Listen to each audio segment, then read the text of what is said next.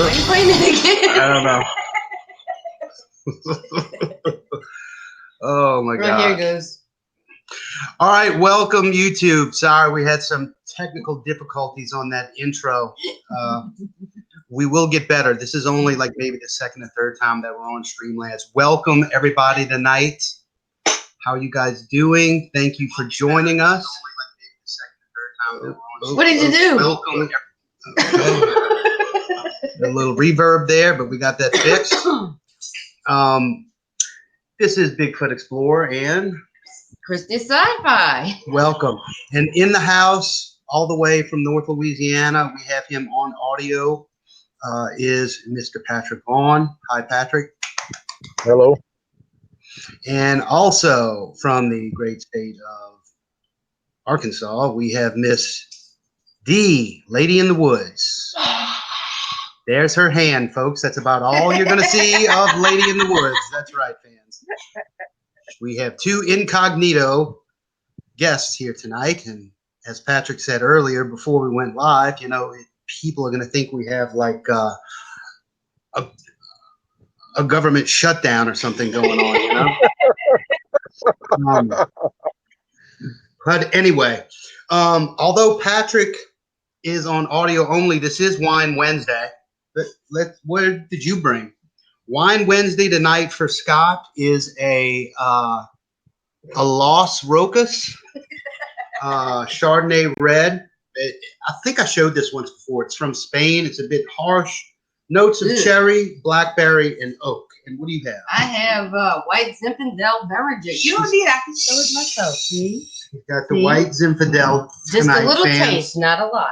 And Patrick, you said you brought something unique to Wine Wednesday. What's that? Well, I thought I'd leave the wine to y'all, and I would have some original spice rum by the captain himself. Oh, wow. Captain Morgan, that's right. The one, the only Captain Morgan. D, we know you're drinking some sort of mineral water or coffee, snap bean juice or something like that. All right, nothing from D. Alrighty then. So, one of the main reasons we asked Lady in the Woods to come on, we thought it'd be an awesome dynamic here tonight to get Patrick and Lady together, both of which have broke the barrier, so to speak, really and truly, if you want to get serious about it. Both have broken some sort of barrier and have made contact with Sasquatch, whether you're however you want to put it. So why don't we take a little time, D, if you don't mind, briefly describe for Patrick kind of your the situation on how you got started and then where you are now, just so he kind of knows a little background about your experience with Sasquatch. And it doesn't have to be real long, or it could be however you want to do it. Well, as everybody that knows, I didn't believe in Sasquatch in the beginning, and I didn't start really having any one-on-one interaction until we bought the property in Oklahoma. And once we bought the property in Oklahoma, we started having a lot of activity, tree knocks, camping on the RV, a lot of real small, I mean, they were just tiny little whoops. They weren't whoops, you know, they weren't real loud. They weren't howls. They weren't anything really loud. They were all real minute and quiet and very subtle. And Right. the more time we spent up there, the more activity we got. And it took about 2.5 years before I had my first encounter, face-to-face encounter. I mean, I had plenty of them from the tree line, that kind of stuff, but it took a while before I finally had a window face-to-face. So at that point, it's been 4 years now, and I just can't go on the property anymore. And I came back home. I haven't been up there in quite a while. Last time I went was when Kevin came with us. And now they're here. I have an activity here that I used to have up on the property. but they're subtle. They're nothing like people talk about when they do these shows and they're doing all the wood knocks and knocking trees over, and they don't do any of that stuff. They're very quiet, unless they want to talk, and then they're pretty loud. Anybody who's on my live a few nights back, they get pretty loud out here. So I mean, as far as talking and showing themselves, but other than that, it's all in the dark. It's more what we hear than what we see. We see eye shine, we see them running around, but snapshot photo of them. Right. So how did you come to name the Sasquatch you call Boo? I named him Boo because his favorite thing to do is scare you. So, How? Like, what would he do? An example. Well, when I'd be walking through the woods, by myself up there on the property, he would stick break within 5 feet behind me, and my insides would jump. And sorry, my husband just walked in the door. That's totally okay. My insides would jump, and every time he would do that, it would scare me, and I don't usually scare very easy, so I just named him Boo. I called him the little brat in the beginning, but then I named him Boo because that was more appropriate. I mean, he is a brat, but he likes to play jokes. He likes to do things to scare people. I mean, he ran up on David that day. I mean, we hadn't gotten maybe 15 yards into the wood line, and he bluff charged him and then took off running, and you could actually hear him giggle as he ran off. Really? He thinks so cool. Funny, yeah. What did the giggle sound like?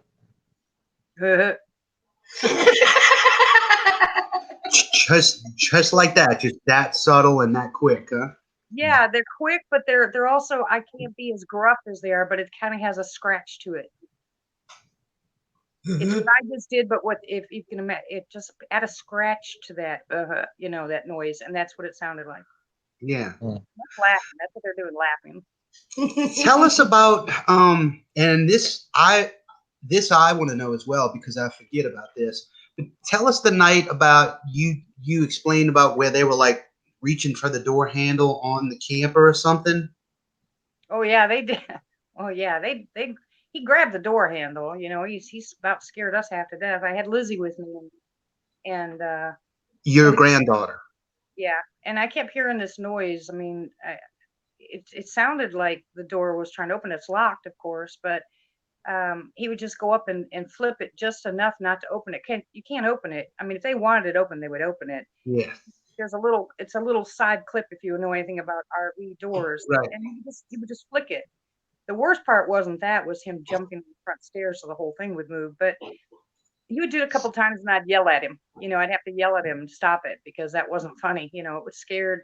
And I pulled Lizzie back one night behind me and actually grabbed my gun because I thought it was a person, and it ended up being Boo because then he tapped on the back of the trailer. So he was just being bad. That's all he was doing. Right. Well, thanks for sharing. I just wanted Patrick to get acquainted a little bit with how far you've come too. I wish we had a full hour just all of us together, and maybe one day we'll do that because I know Patrick would like to hear more of what you have to say as well. But everyone in the chat, we are going to get to all your questions as much as we can. But was that last weekend? We did a live show last week. Sunday. Oh, it was Sunday? It was Sunday. I'm sorry. And we did that show because I was afraid we were going to get bombarded with so many questions, which I know we probably still will here tonight. But we took some good questions from that live show, and we are going to give these guys who were in that live show, we are going to start asking these questions first. And then these questions that I'm going to ask are culminated from the live show on Sunday and a bunch of questions that were left in the comment section on that video. Okay. Let's go ahead and dive in. Patrick, you ready to go, brother? Sure. Okay. This first question is from Don Butcher. Have you considered ever gifting to Sasha or Sam?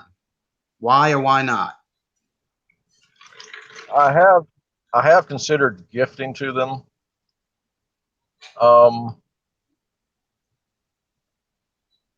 There's pros and cons of that. I'm not exactly sure what to gift them. I thought about maybe marbles or something, but I thought about food, but I'm not real sure I want them associating me with food. Yeah. You can understand that. So, Well, D says no. so That's right. I mean, I might would like leave something out in the woods, but I'm not gonna walk up and hand them something. So, Right. D, what's your take on gifting? No food. No, right? No food. Feathers, Gotcha. marbles, lights, Something pretty. Rocks, maybe. something shiny, Um, leather, anything, just not food. Not food. Yeah. Okay. Next question is my pal Andy Gone Fishing. It's a two-part question here, Patrick.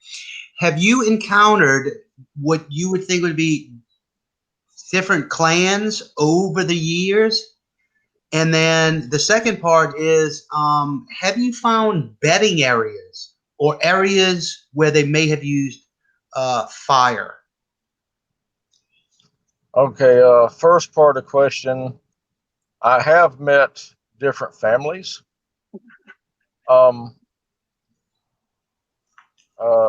Probably 3 different families that I've met. One I'm actually kind of acquainted with.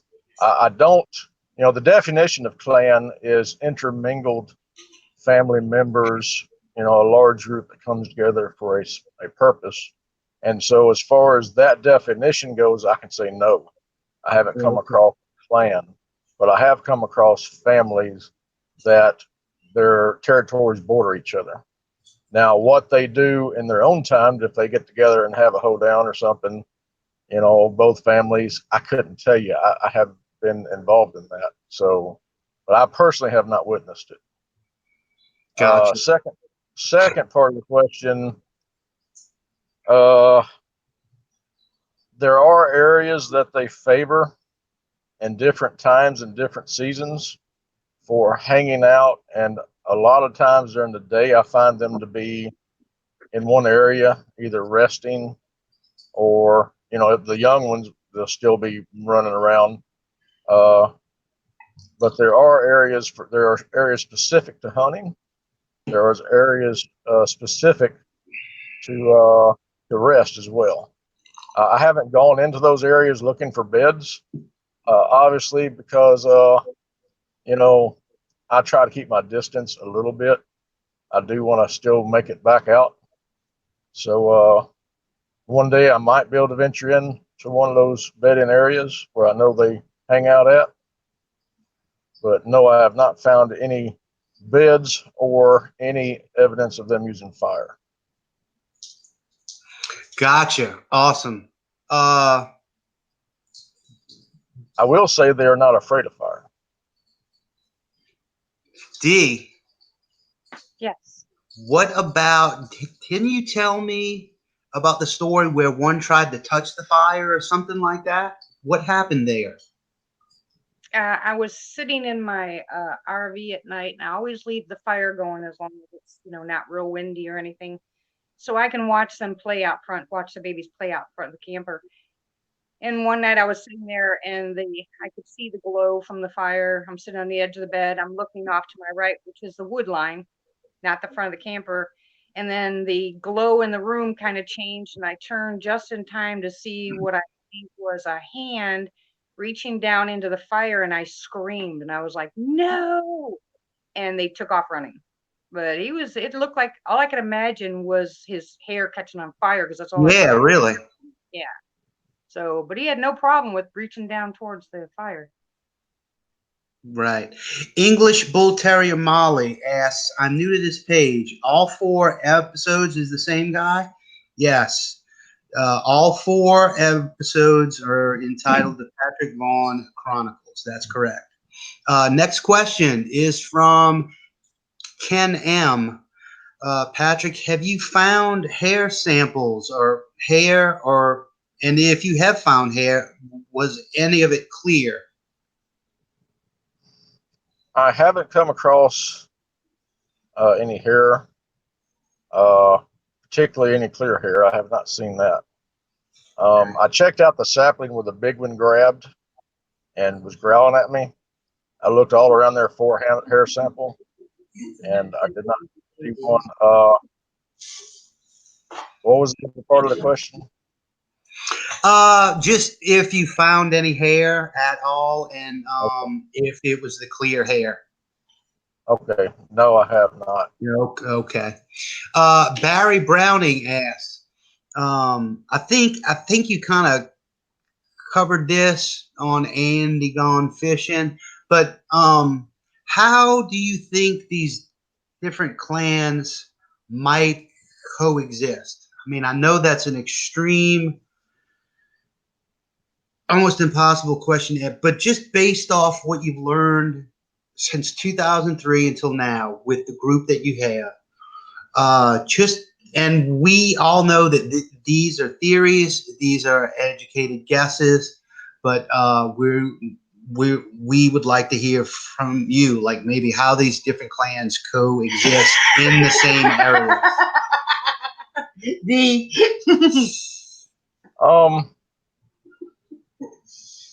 It's been my experience that families of the three have their own distinct territories. I don't find any strangers venturing into them as far as tracks go. I'm not saying that that doesn't happen somewhere, but and I haven't witnessed any interaction between one family to another. But I can say that it's my opinion that the families stay separate, and my theory or my question would be, what do the rogue males that do when they get of age and they leave their area? I would like to further study that. Yeah. But as far as interactions in between them, as separate as they are, and how much they stay separate as family units, I would have to venture that they're very territorial. Yeah. Okay. Next one is from Pappy, old Gordo. Gordo. Do you think they use different areas for their hunting, their bedding, their watching, and maybe elaborate on their patterns? I mean, does everything happen in the same space, or do you think they compartmentalize what they do on their day-to-day lives? They have a safe area that they have for, say daytime on their downtime. They have distinct hunting areas. They have areas that that are all in their territory that they will use specifically for hunting. And I've noticed that.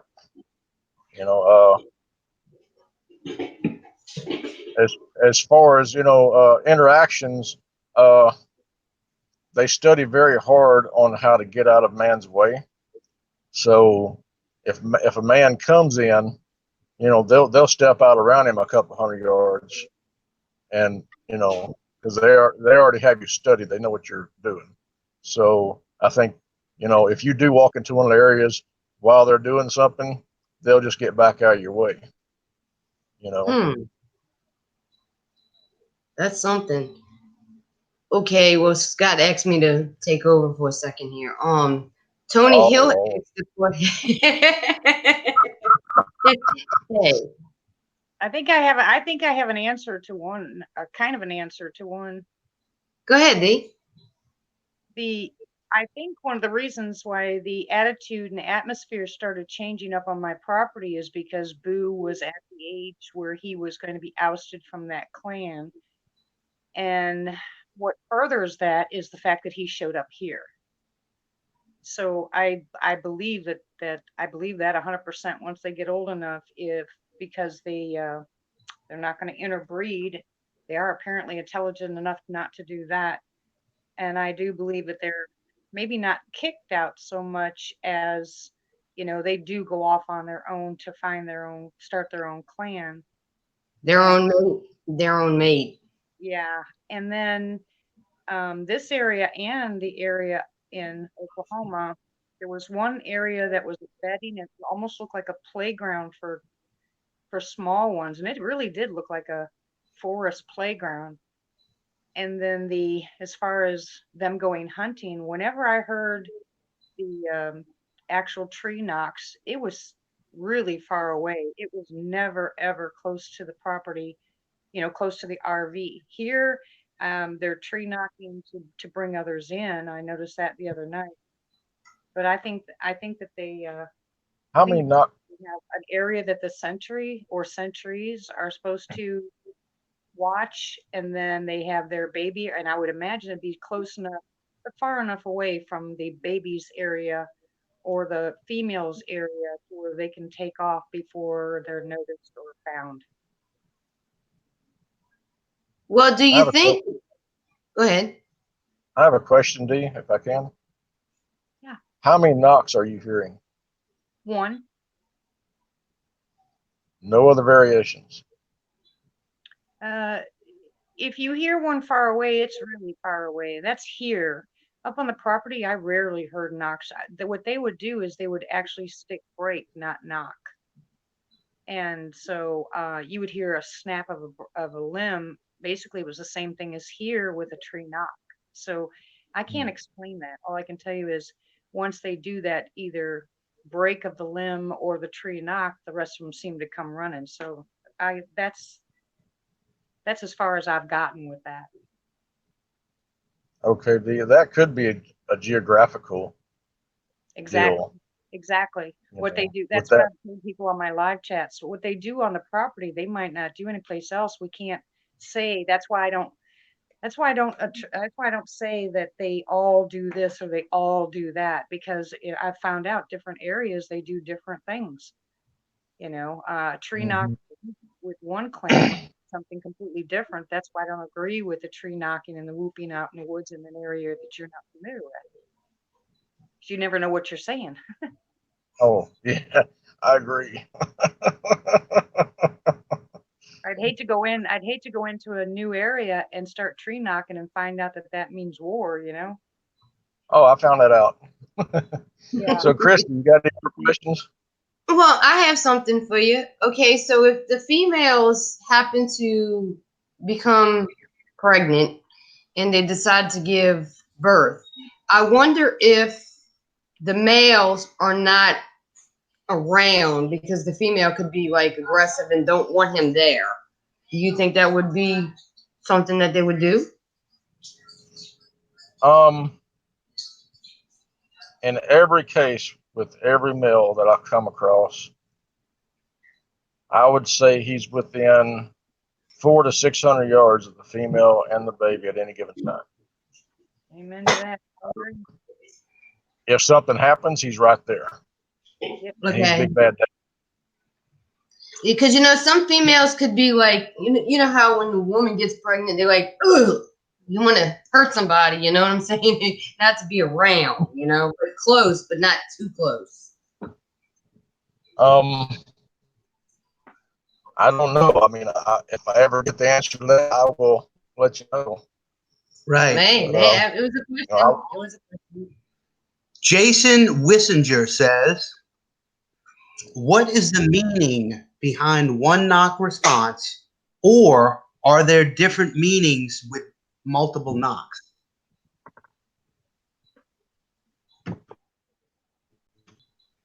There are Patrick, you heard me? different meanings. Hello? Yes. Go ahead. We got you.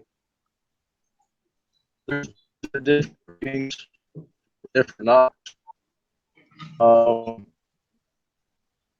I try.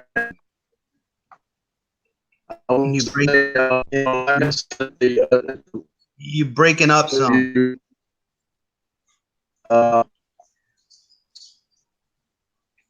Hello. Hello. All right, try again. Hello. Yes, can you hear us? Earth to Patrick. Are you there? I'm here. I'm here. Okay. Hello. Can you hear us, Patrick? Can you hear us? Yeah. You do that. Yes. Yes, you hear me now? Yes. Okay. Hello. What? Yes. Guys, just bear with us. We might have to take him in and out. He's in North Louisiana, and he is outside trying to find the best location. He's using cell data. So, Patrick, are you there with us now? I'm still here. You better be. Okay. Go ahead and try to explain that again.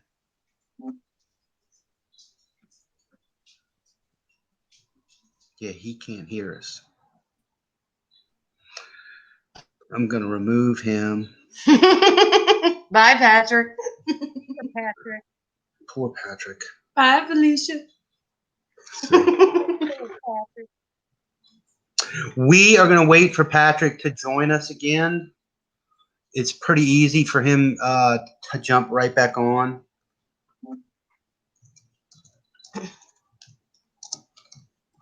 Oh, Tony Hill. Annalise, Brian. Oh, Carrie's in the house.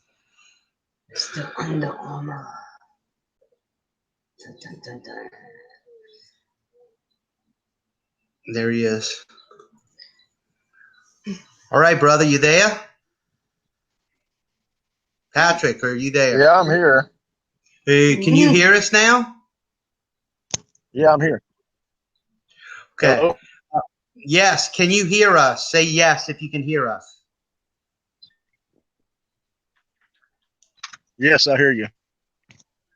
Okay. There's quite a bit of a delay.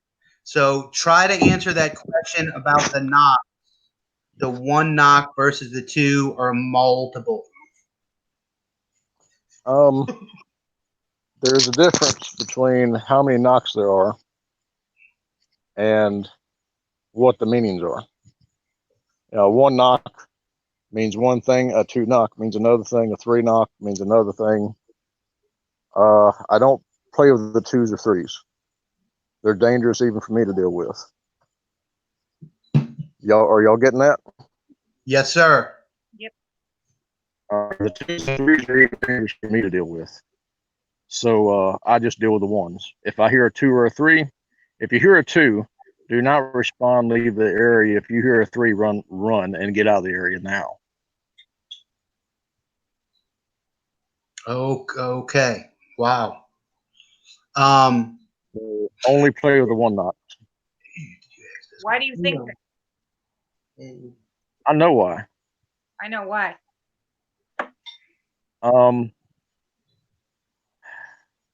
Well, unless you want a lap full of 8 foot tall Bigfoot in your lap, don't use the two knock. Don't do it. A three knock is a warning. It's that warning that you don't want to be around for. Yeah, I've never gotten one of those.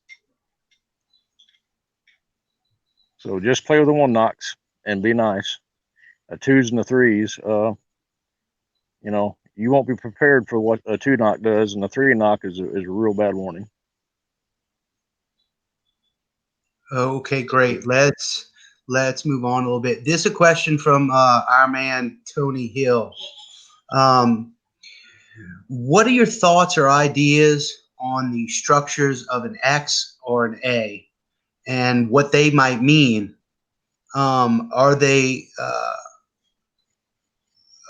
what do you think of those of the actual structures? Structures,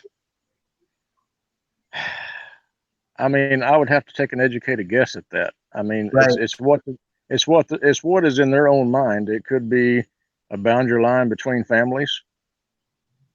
That's what I'm thinking. This past year, the first time I actually found the tree down across my trail pushed over, telling me not to go past this point. You Yeah. know, I think I sent you a picture of that. Yeah. Would you say, with all the interactions that you've been having, this is also from Tony Hill, and it was an interesting question to me too, that primarily, I guess, Sasha, Sam, and Big Sam, this clan that you've had interactions with since 2003, do you think they're somewhat drawn to you, that they know you more than you think they know you? I think Sasha had some thought in her head about something towards me, and I'm not exactly sure what the motivation was, but just the interactions of knocking with her over the years. What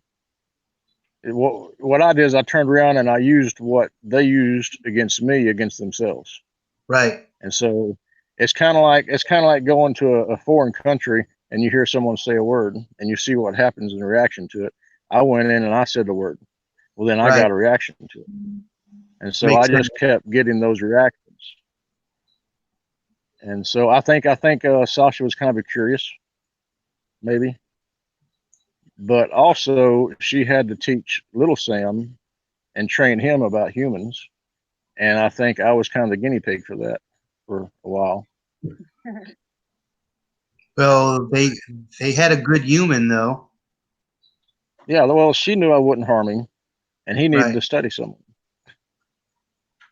So why do you feel that way? Why do I feel that way? Why do you how do you know that she may have been using you to teach him?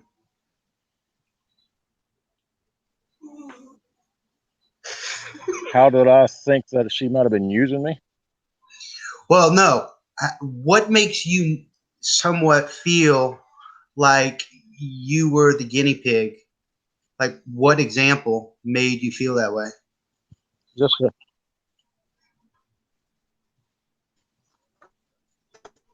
you're breaking up. You hear me? Okay, I finally got you. I guess it was when she left, when she let him walk around that brush line all by himself with me and my buddy out there, and he was just looking at my buddy, and my buddy was looking at him. He was by himself. She let him go all by himself. So to me, she didn't fear us hurting him, and he was studying us. Right. Awesome question. Also from Tony Hill, have you encountered anything else odd, whether it be, what some people call dog man, other types of cryptids, or aliens? It's just a question that I'm asking. I don't believe I have. The strangest thing, I don't even need that on my plate. Sasquatch is enough for you? Oh my God, yes.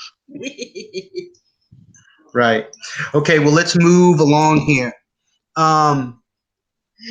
Miss Mavis, do you think they have some sort of migration routes for summer and winter? Or, do you think they stay where they're comfortable all year round?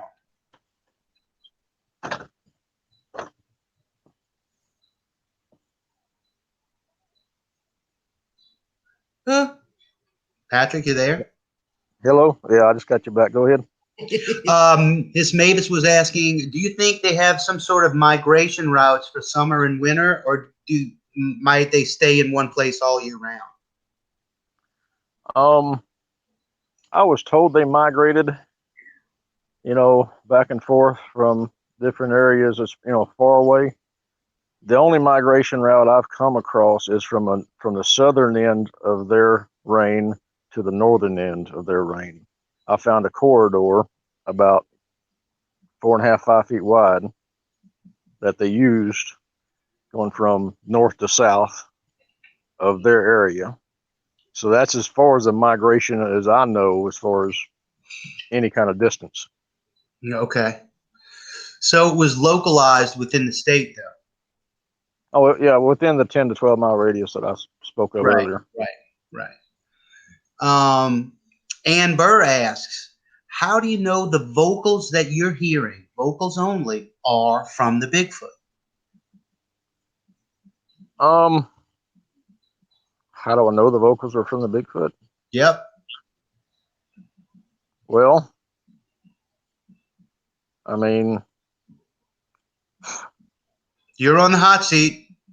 yeah, I know. I'm just trying to explain. Well, they're there, I'm there, and their voices are there. I mean, you know, how are you sure that I'm talking to you? Is this live or Memorex? Right. You know. But I guess maybe she may be answering. You're a skilled woodsman. You know the difference between a mating call of a bobcat, which sounds like a woman being raped, and what you know to be these Sasquatch sounds. Oh, you're talking about how animal identification. Well, All right. she doesn't elaborate on that. She just says, "How do you know the vocals you hear are Bigfoot?" I'm assuming she's thinking, okay, there's so many different sounds in the woods. Yeah. How do you differentiate? Okay. Kind of like when I was hunting and he come in, he did a whoop, you know. I went up there, I found where his tracks were, and you know, I even had a picture of his track where Yeah. he stood and whooped and whistled. So it was definitely Sam, and it was definitely a whoop, and it was definitely a whistle. Right. So that's a So very good indication that whatever was standing right there in that track, not long after you heard it, made those sounds. I've never heard a bear whistle or a bobcat. So But- let's move on. all right. Ron Meter asks, what sort of distraction maneuvers do you think they pull to if you get too close to them? What sort of things do you think or know that they do to outfox us? A distraction maneuver to get away from us. Yeah. Like, I mean, it's impossible to see one. So what are they doing? I mean, you've gotten close. You've gotten within really 5 to 10 yards. Of course, it was at night, but you've also had daytime interactions. And Okay. Well, what all are right. they doing to get away from you? All right. You got to understand, these things have a greater distance and eyesight than we do. They can smell you like any other animal can. You know, when you push into the woods, they can see you a lot sooner than you can see them, and so they avoid you.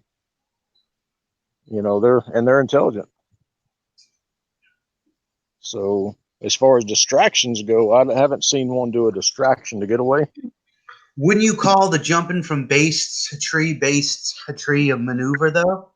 Oh, that is a maneuver, but that's a stalking maneuver. That's not a get away from maneuver. Wow. Yeah, she was stalking you. Oh yeah, and I'd like to point out they are very, very confident in their skills to the point of being overconfident, and that's their only weakness that I've found.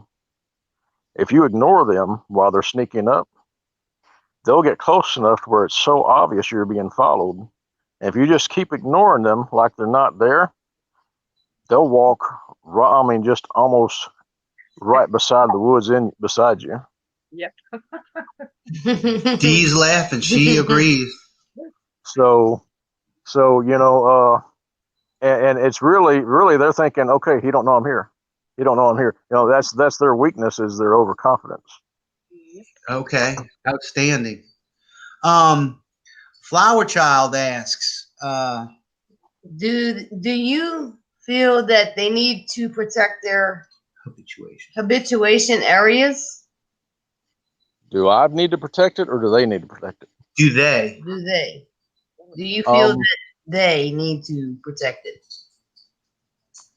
I think they protect it from their own species.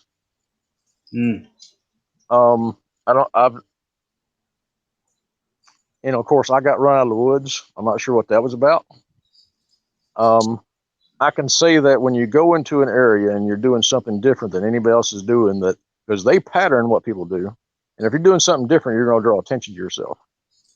And drawing attention to yourself isn't a good thing when it comes to them, because their main question in their own little minds is, and their own real concern is that their little world is safe.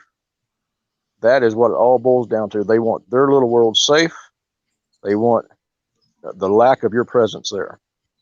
That's their foremost goal, as far as in their world goes. So, if you go in doing something different, you may have an encounter, and it may not be pleasant. That's good. Well, we need to get through these questions first before we get to the chat. Hang on, people in the chat. We're almost finished these other few, and then we're going to jump straight. What we'll do is we'll finish these existing questions. Then I want Dee to, if she wants to, if she's got a few things that she'd like to ask Patrick, and then that'll give us some time to go look back through the chat to get some other subs to have their questions read. Okay, so we're almost done with these. Bruiser Bites asks, how long do you think they live? What's their lifespan of Sasquatch? What's your best guess theory with that?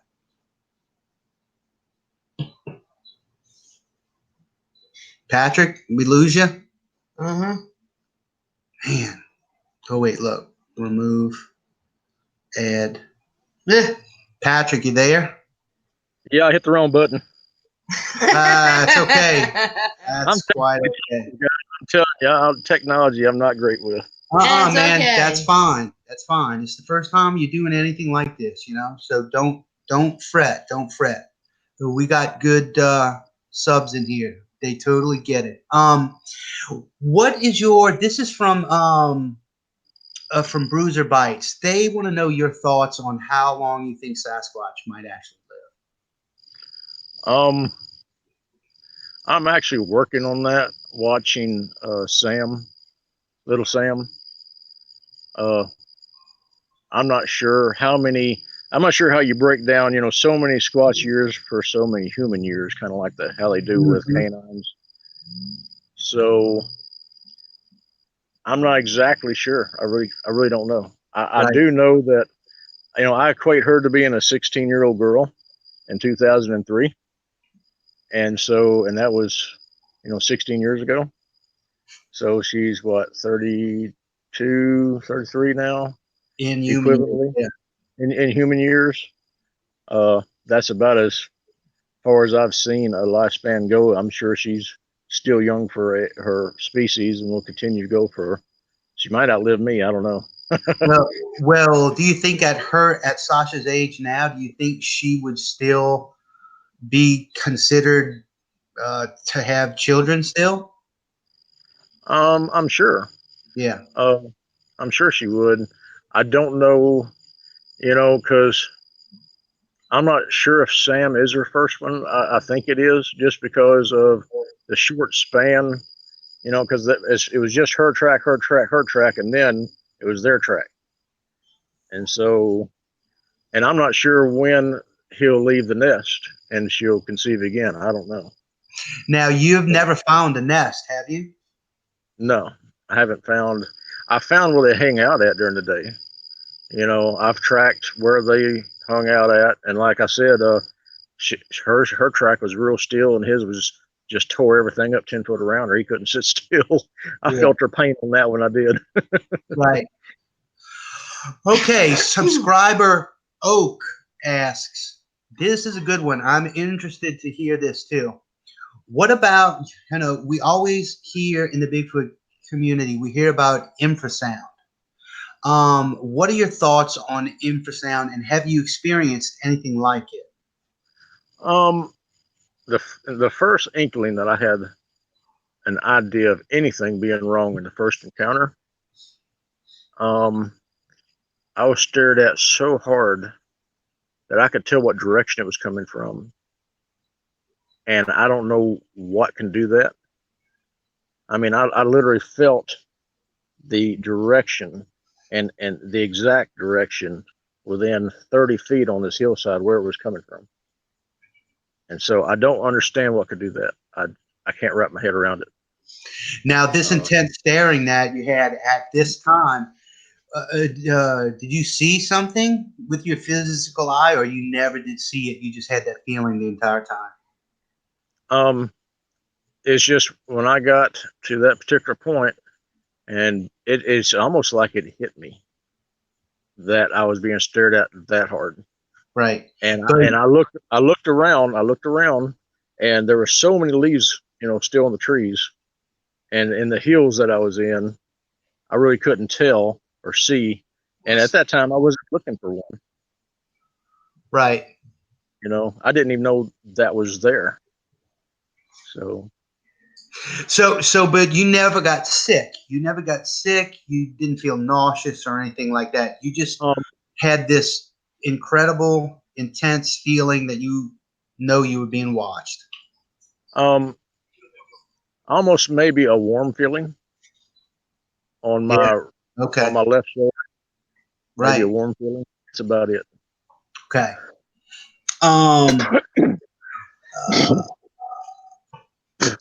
Okay, this next one is from Jeffrey Bublitz.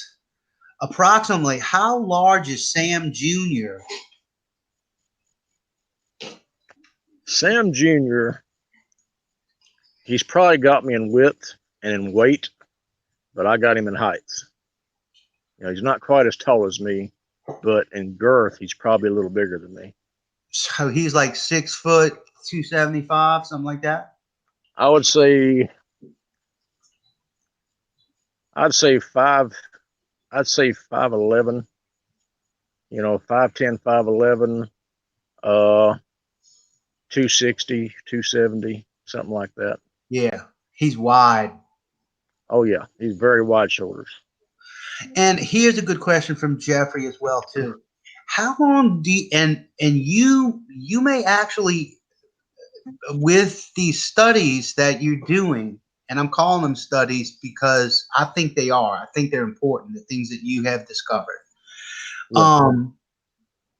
How long does the adolescent stay with the female parent? I'm going to have to know that when Sam moves to a different area, I guess I'll discover that. Right. Right now, I'm thinking he was probably born,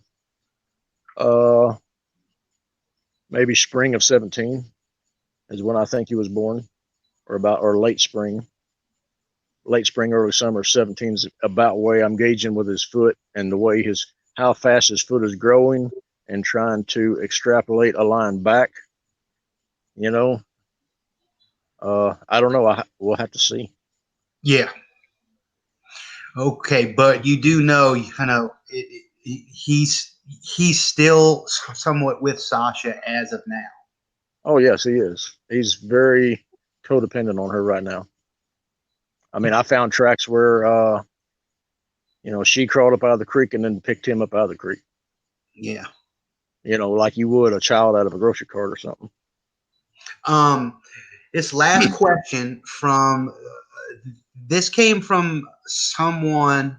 I'm going to give some backstory on this because she was very, very nice, and we may get her story on Bigfoot Explorer too. But for right now, I'm just going to ask her question, okay? This is a woman who had Sasquatch on her property and stalked her and scared her to the point that they all moved and left their home. This is also in Louisiana. And this is what she wrote me. She was writing this fast, so it's kind of broken up. But our property, this is from Sherry Lewiston. Our property is a hotspot. I believe to have found their nesting and bedding area, which they are still there on the other side of the creek. There is a large oak out there, in the front, and I believe to have been stalked by a sentinel and watched there. And there were also 3 behind us and to the east and the south. What she wants to know, he says, we moved away because of fear and we got out of there. But she wants to go back. And her question is, can I do a single wood knock as a friendly gesture upon arrival on that oak tree? Well, the thing is, I can't hear you. Speak up. first off, what is her intentions of returning? Is she returning to stay, or is she returning to do some maintenance? I mean, what's she returning for? The returning is to have some sort of study or collaboration with Sasquatch. Okay, well, if they're already being extremely aggressive, Yeah. you got to know what you're doing to go in there and deal with them. Amen to that. And I would hate for someone to become a missing persons report. And I'm not saying that would happen. I'm just saying, you know, who knows? This is still a very new animal to study. If I wanted to study them, I'd do them from a distance. I would call them off of that property into an adjoining property. I would not go on that property. Okay. I would get with a neighbor that has a property that's not, affected in this group, and I'd call them over there and do a study there. I would not go into this. Okay. So Sherry, if you heard him right, he's saying, just from the little bit that you've told us, this is an aggressive area. There's 3 of them there that you know of. They've stalked you. They've aggravated you and your family to the point where y'all picked up and moved away because of this. He's concerned for you. These are aggressive. If you're going to do anything like that, what he's saying is make sure you're someplace where there's still some sort of safety, whether it be a rural house or a road or something you can get to your vehicle. Don't go directly on that property yet. Attempt to do it from a safe place, if anything, if you're going to do something like that. Does that make sense, Patrick? Yes. Okay, that was the last question from the show on Sunday. Dee, you've been listening. Do you have any questions for Patrick or just anything you'd like to know? You have the floor, girl. I don't really have any questions. Okay. I like the idea that he's doing what he's doing and coming forward with all this stuff. It's hard when people ask you questions because what you do when you learn, when you're with these guys a lot and you learn from them, a lot of the stuff you'll forget when someone asks you a point blank question because you're caught up in the moment while you're there, and they can slip by you easy. You have to really think about it. Some stuff is pretty simple, like do they tree knock? Do you know where they live? Do they break branches? Do they throw things? Do they scream at you? Those are normal questions, but some of the deeper questions, like people are asking, once you get used to being with these guys a lot of that stuff just becomes normal for you, and you kind of forget about it. It doesn't seem that important. But to other people, it actually is really important because they may have just bought property and want to get to know what's going on their property. Rick, when he did his last show with Bigfoot Odyssey, he explained some of that stuff, and it takes a while. In the beginning, there's fear and all kinds of stuff until you find out whether what you consider aggression is actually aggression or not. And I'm sure that Patrick, in the beginning, didn't set out to go and say friendly forest giants. I mean, I'm sure that's not what happened in the beginning. So whether you get trees or rocks or feathers, or if they're gifting, most of the time people won't even pay attention to if they're gifting or not. They don't pay attention. Little small details that most people will overlook. The people that have them on their property all the time pay close attention to that kind of stuff because they mean something. We just don't know what they mean yet. And I think this is when people say, when they make comments about it not being a cohesive group, I think they're wrong, and I think they're trying to separate them. But I think it is a very cohesive group because people are telling each other happening when they're spending more time with these, these beings. As far as Patrick is concerned, Patrick, um, did you name all yours, or did they by chance kind of hint to a name? Little Sam was named first, actually, and it was just Little Sam and Sasha just kind of rolled off my tongue, and that's what they were. Because Sasha is kind of an exotic foreign name to me, and she is definitely exotic and foreign, so I thought it was fitting.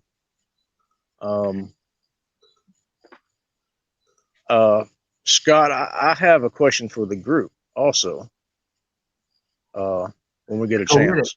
Yeah, go with it, brother. All right. I'd like to make a couple of observations that leads into a question, and hopefully,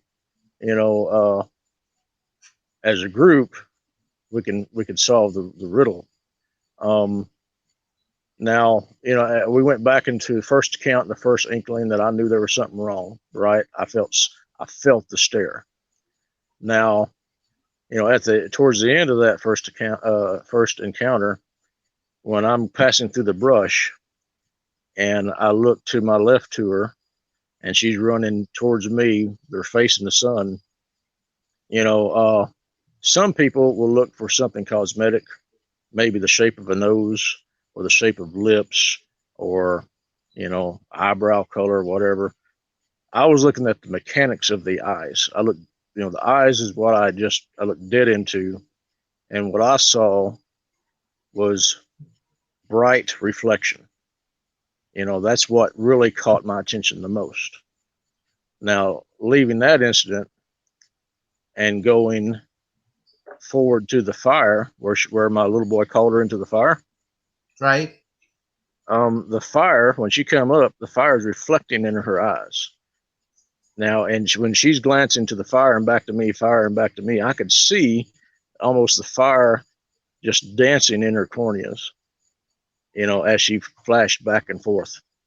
Okay.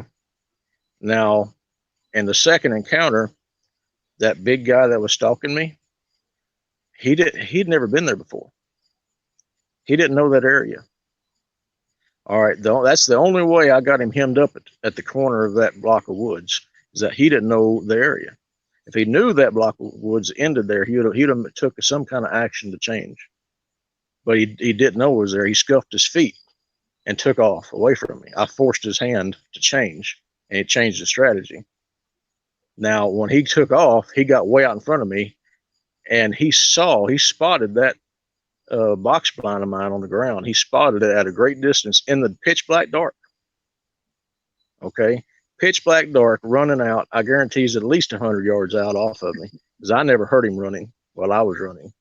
And he picked out a box blind on the ground in the dark woods, run up within 35 yards up, stopped, and waited on me to get there. Okay, so you can see their nighttime vision capabilities. You can from the observed reflection from the sun in Sasha's eyes and the fire in her eyes.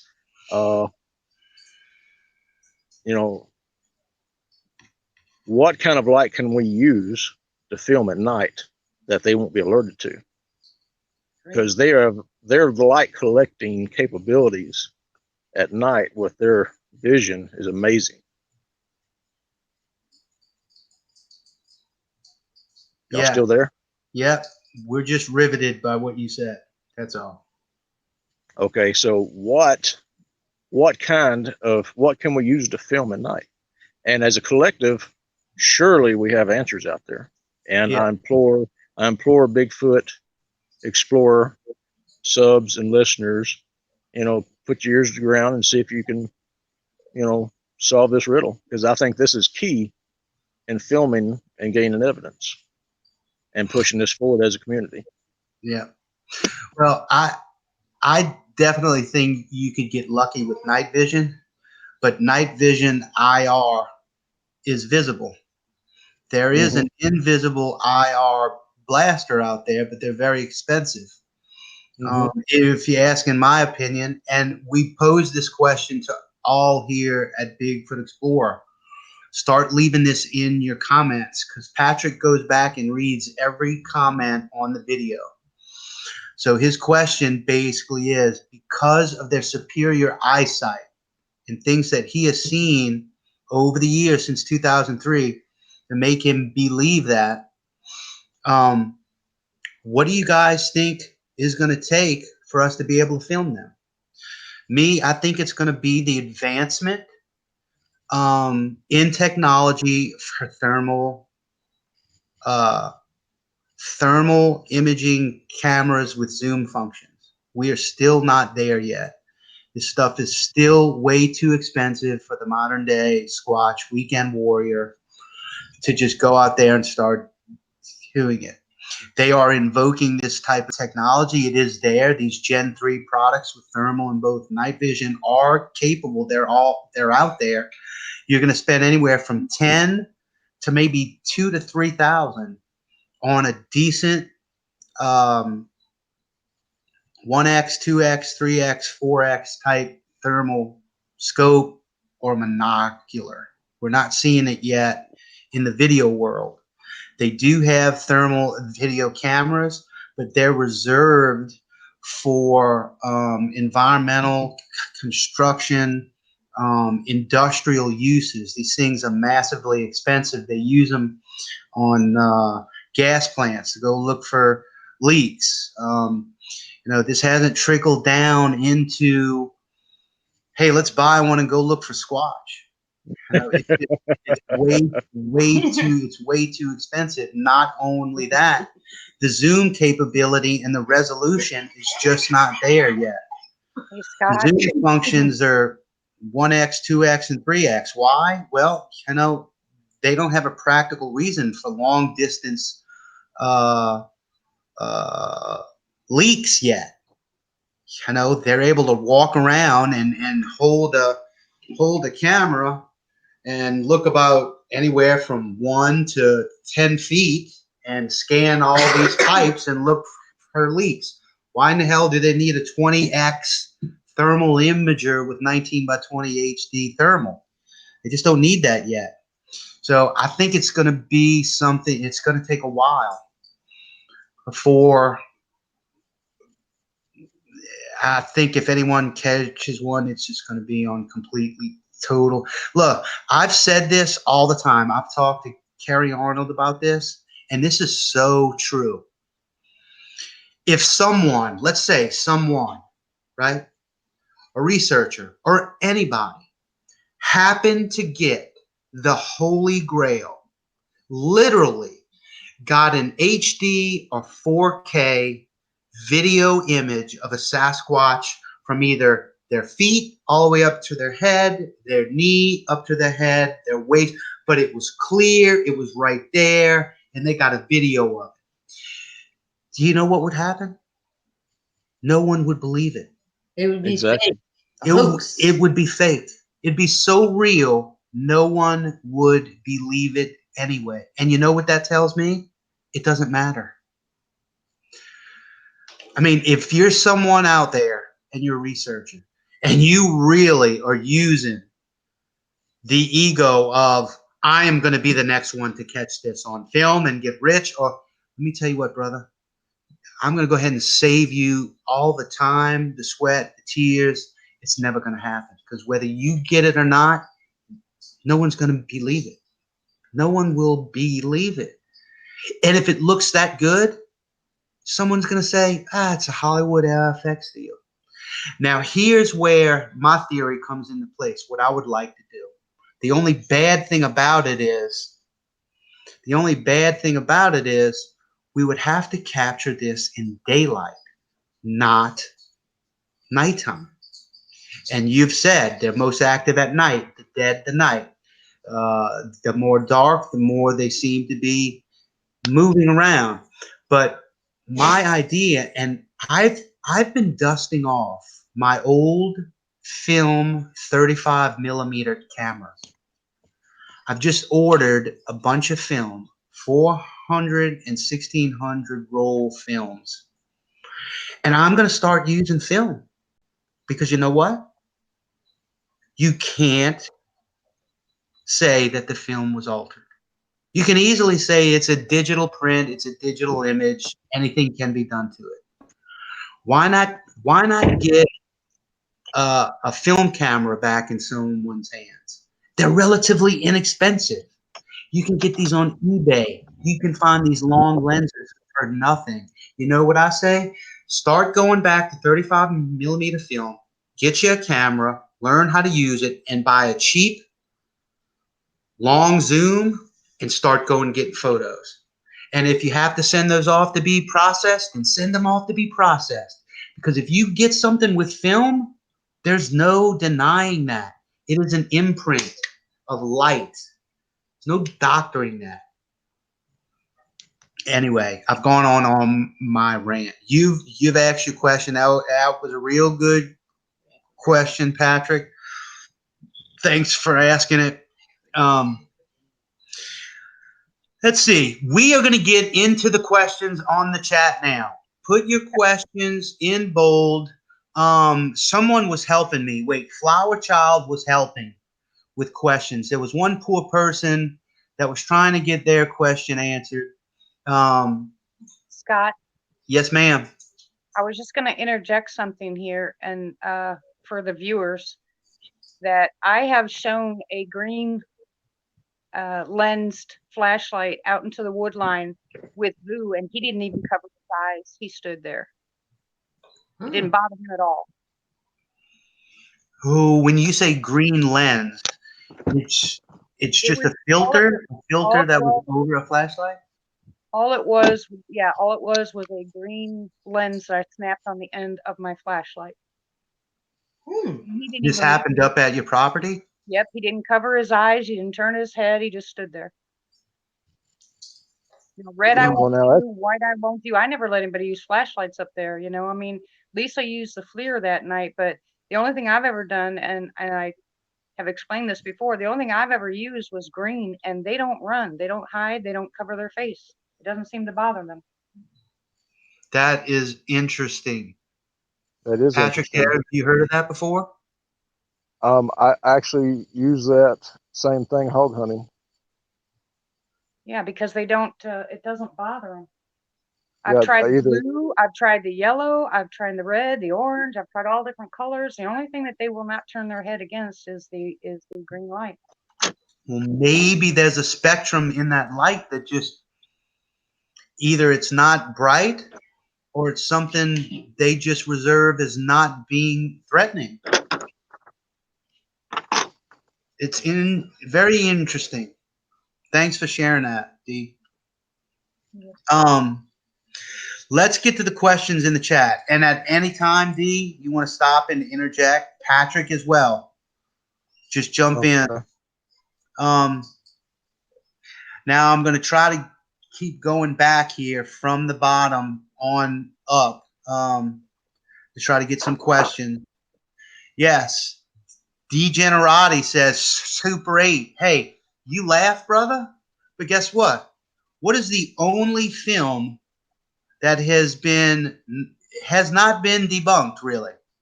It's the Patty film. And guess what? It wasn't Super 8. It was Super 16. But it's the same principle. The principle is it was film. It is almost impossible to fool with that stuff or to mimic or doctor it up. And guess what? When you do fool with it, because there's talks about how the guy, DeHinden, and a bunch of his crew doctored up that film. Yeah, it's true. You can splice film. You can use erasers to get rid of stuff, and you can do this and that. But guess what? They're so easy to detect if it's been manipulated as well. Ask MK Davis. He'll tell you. I sent you a question in the comments, Scott, from the pre-show, Rod Argillo. Rod, ask it again. I didn't get it. I've gotten so many questions. I did the best to get everything I could get. Pappy Two Bears, I agree, Scott. Old tech doesn't pixelate when it's blown up like digital. That's correct. Let's see. Hiker Dave, thanks for being here, brother. It's good seeing you back in the woods, man. It's good to see you happy. I really enjoyed that little bit you did in your barn. It looks nice. Glad to have you back. Let's see. Well, I know. Questions, people. Start writing them again in caps if you've got it. Let's see. Here's a question I got while I'm looking. Patrick, in all the years of you actually tracking, okay, we've talked about not finding any hair yet. What about scat? I have found scat. Huh? You have? Yes. Now, this is going to be kind of weird to talk about, but I mean, is it close to human scat? Well, you never know. I mean, is it like rabbits where it's dry and you can pick that up and it's round, or is it like human crap? You know? It. It is strange.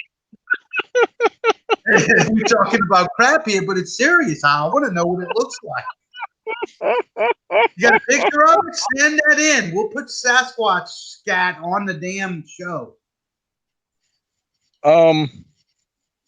I'd say it was probably about 6.5, 7 inches long, big bung hole. Well,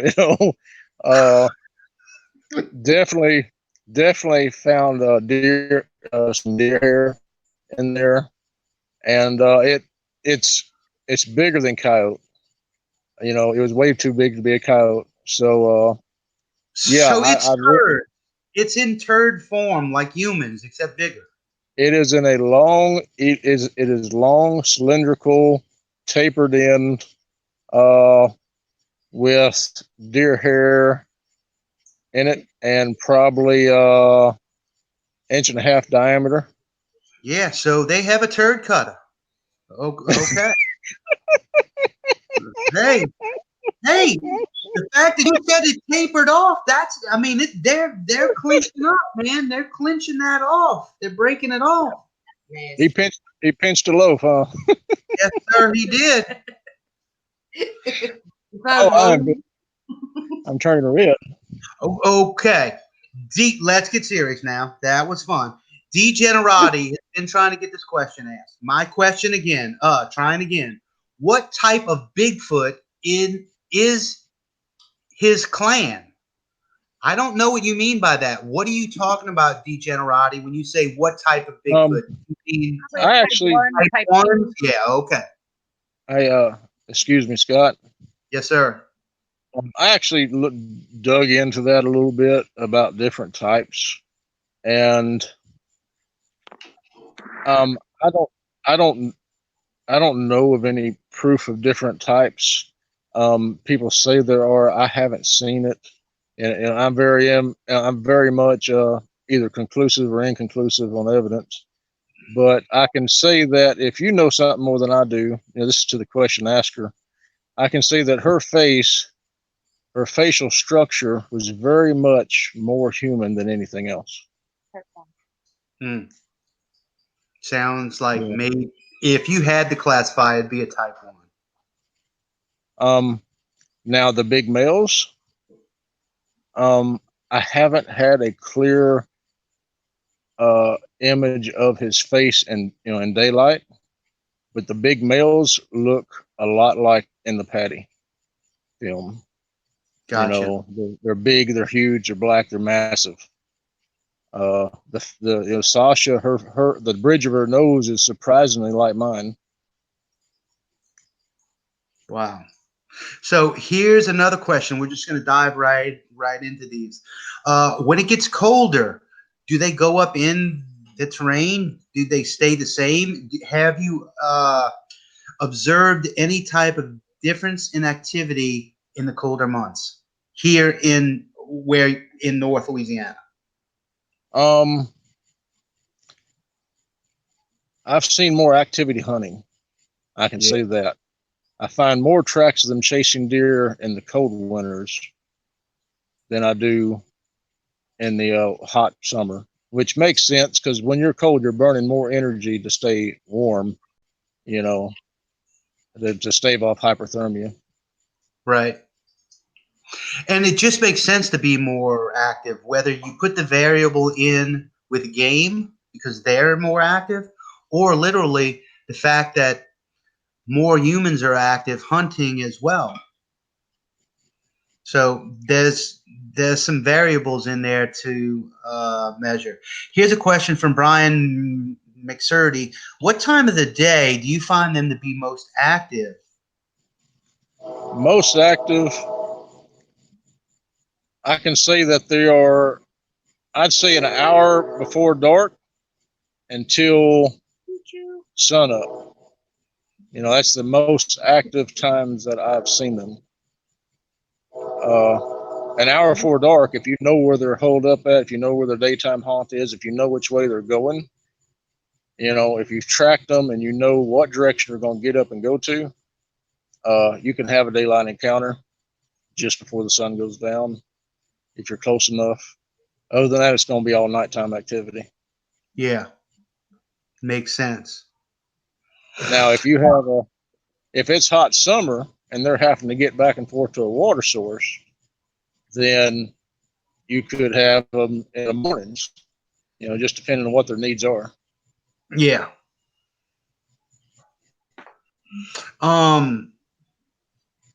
Does Patrick think, this is from Jason Thompson, does Patrick think that Lil Sam will or may become more aggressive once he is on his own? I think I witnessed his most aggressiveness when he hit puberty, because I'm telling you that little fart made him a nuisance of himself. Messed up your hunting, didn't he, for quite a while? Yes, he did. He screwed my whole hunting season up, and some of my fishing. Being aggressive. I'm really hoping that I can repair the relationship with him somehow, and really gain his trust to where I can actually. I want to be able to sit down in the woods with him. You know, I want to walk up and sit by a tree and have him walk up and sit by a tree and just check each other out.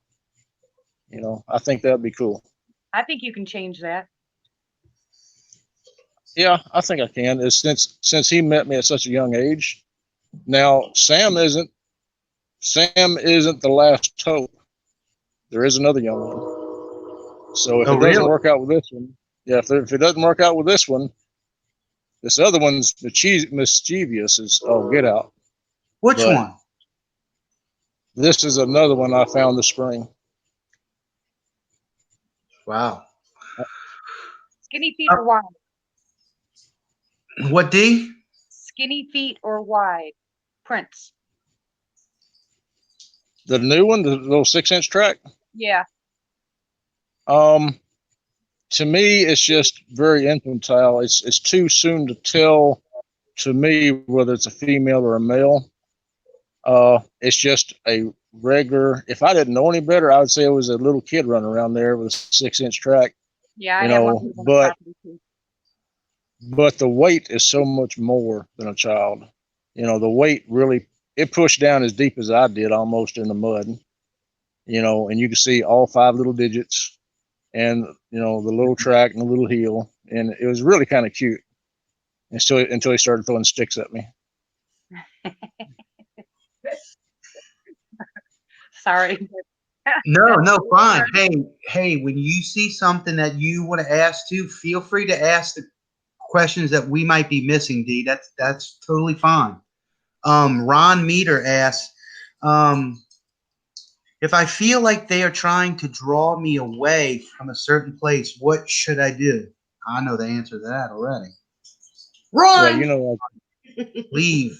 Never run. Never run. Yeah, don't run, but leave the area. Back up slowly. Yeah, back up slowly and apologize. See, that's one thing, Patrick, that Dee does. She speaks to them openly. Yeah. In English. I haven't got there yet because I did a lot of the historical research and studies on them, and I there's a lot of dark history between early man and these beings. And so I have a 25 yard minimum. Any close 25 yards, I'm looking for an out, because just because of the very dark history that I read about them. Yeah. You know, Right. now, you know, if 40 to 25 yards, that's where I like to keep them. You know, little Sam, he didn't bother me that much when he got up right on my butt, you know, like just 10 feet from me. He didn't bother me that much because it's probably the first time he's seen a human fish. You know, I'm sure it was a curiosity. Right. True. You should have thrown him one up on the bank. Did you catch any? Oh, I had a stringer full of fish tied to a stub out there, and honestly, I just acted like he wasn't there, and I let him watch. I wanted him to feel comfortable. You know, if he knew that I knew he was there, then it would have made him feel uncomfortable. Yeah. So I wanted him to feel comfortable and to watch and to study and to look. And I even turned to the person with me, and I'm like, "Ha ha! Just laughed your full head off like I said something funny." I love it. I love it. I love your sense of awareness. Bad egg. And This is perfect. Absolutely perfect. yeah, There it's are perfect. three different people that I know of that have them around a lot, and three different ways of handling them. You know, okay, so Patrick's not going to talk to them, and he keeps his distance, and they, yes, they do come closer. For everybody that's out there that spends time in the woods that wants to get closer to these guys, the quieter you are and the more you ignore them, yes, the more they're going to come in. But I like the interaction, because I like it when they throw things. You know, I like it when they grunt at me and stuff like that. I will sit up here and I will giggle at them, you know, I mean, and I will say words in a native tongue, and I will say words in English, you know, and I will just sit there. And my favorite is everybody knows, come on, babies, you know, I mean, and I will call them in, and they will come, you know, and they will say whatever they say or do whatever they do. But my situation's different. They're coming to me. I'm not going into their home. When I was up on the property, I went out into their area, and they flat out let me know when the area was too close, that they didn't want me there, so they would back off. And I always gave them that respect. But one thing that I will quote from Rick from Woodburger Farm: you don't trust them. No matter what you do, you don't trust them. I mean, I heard you say you'd like to sit down with them. I would too, but it probably never is going to happen.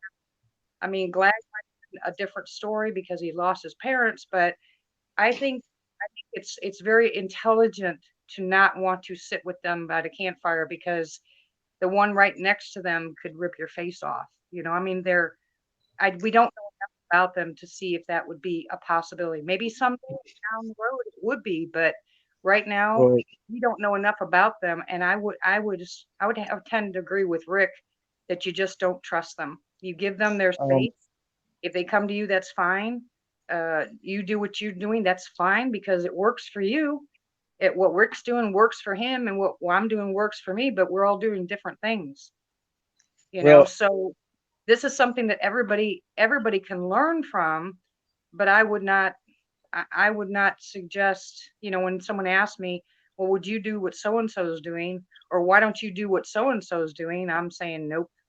Nope, I like it just the way it is. I don't want to change, because they do not like, I will say this 100%, they do not like change. Well, no, because that goes back to they want to know their little world is safe and intact. That's right. It's a trust thing, but their interpretation of trust is what? But you understand this. I do have a man striper on my hip. You know, it's not very far from my hand if I have to. I would never want to. But and also someone had asked a question about my son. Well, you know, you must be a poor father, you know, not doubling back for him sitting in that stand. And as far as I was concerned, that thing was there it was after me. And you know, had it turned and gone back to him, I'd have changed into a completely different person. You know, at that time, I was glad it was with me and not him, and I was trying to get everybody out without any injury. You know, now had he been there with me, I'd have been a completely different person. I would have had to gone into hunt kill mode just Well, because he was there. of course, Patrick. I mean, that goes without saying. And for someone to say that you're a bad father because of that is it's just not right. And because you know what, not one person can go out in the woods and have the same exact experience and handle it the same way. I'm sorry, it's just not going to happen that way. We're all different for a reason. And Yeah. when I take my granddaughter out, I mean, everybody knows who Lizzie is, and Lizzie goes with me everywhere out in the woods, but she's on my hip. I mean, she's Yeah. actually on my hip. Now, if I took Gabe out there with me, Gabe's 6 foot, I mean, but he doesn't have very much experience in the woods. So he would be on my hip.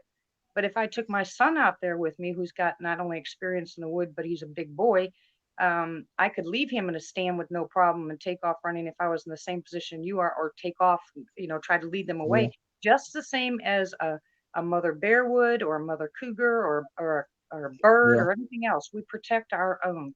So I wouldn't and you're going to hear this from people all the time, nastiness, just, Well, that.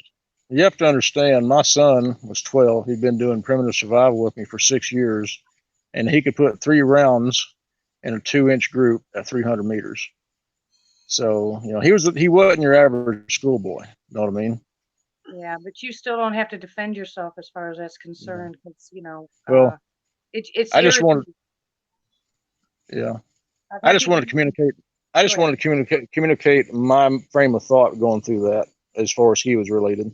Well, I think it's sad that someone would make that kind of comment. It's just as bad as them saying.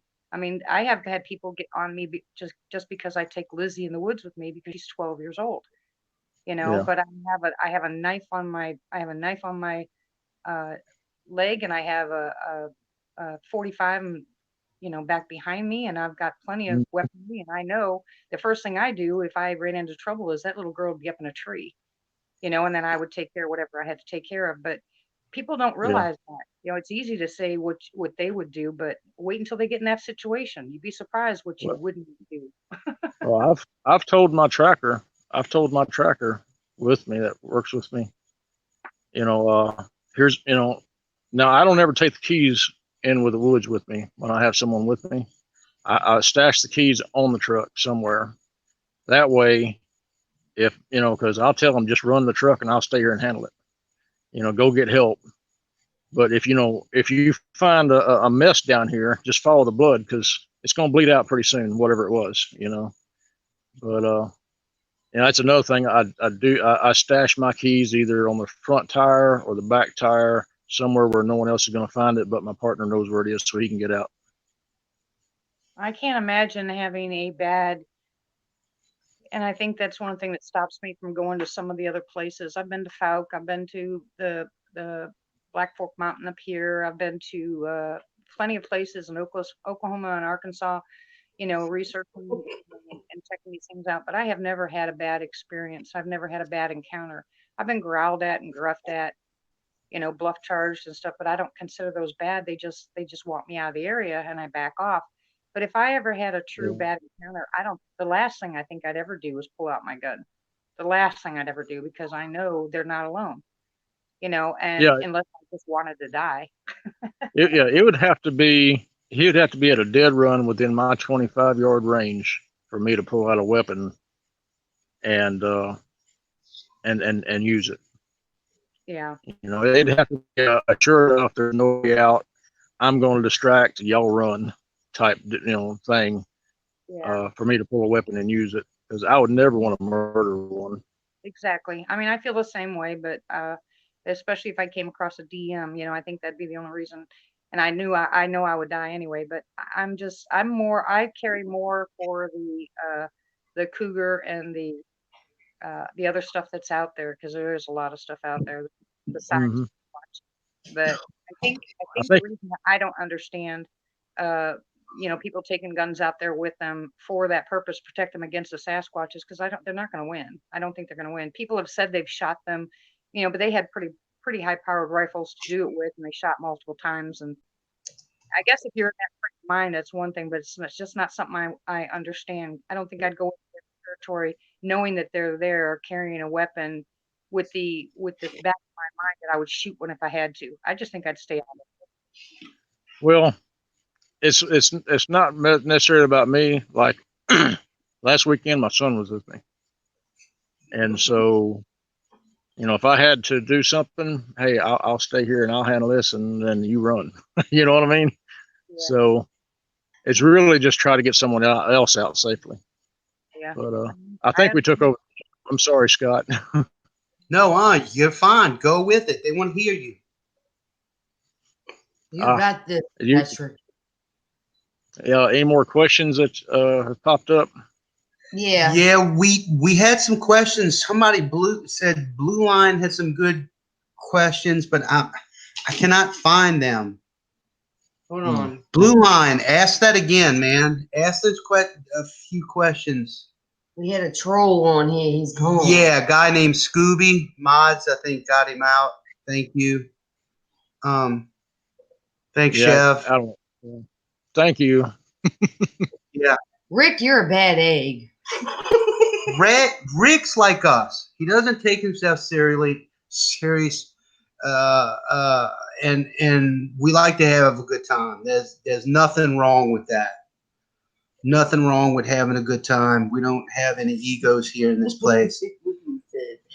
Christy beat up Scott. How big was the alpha male, Big Sam? Big Sam, he has a 19-inch track. Yeah, that's a big boy. That's a big dude. It almost reminds me of your second encounter, the one that hit his head on the tree. Yeah, I would say all three males that have been around me have been at least 8 feet. Where we got it. No, we got the question. Yeah, but where it listen, Patrick.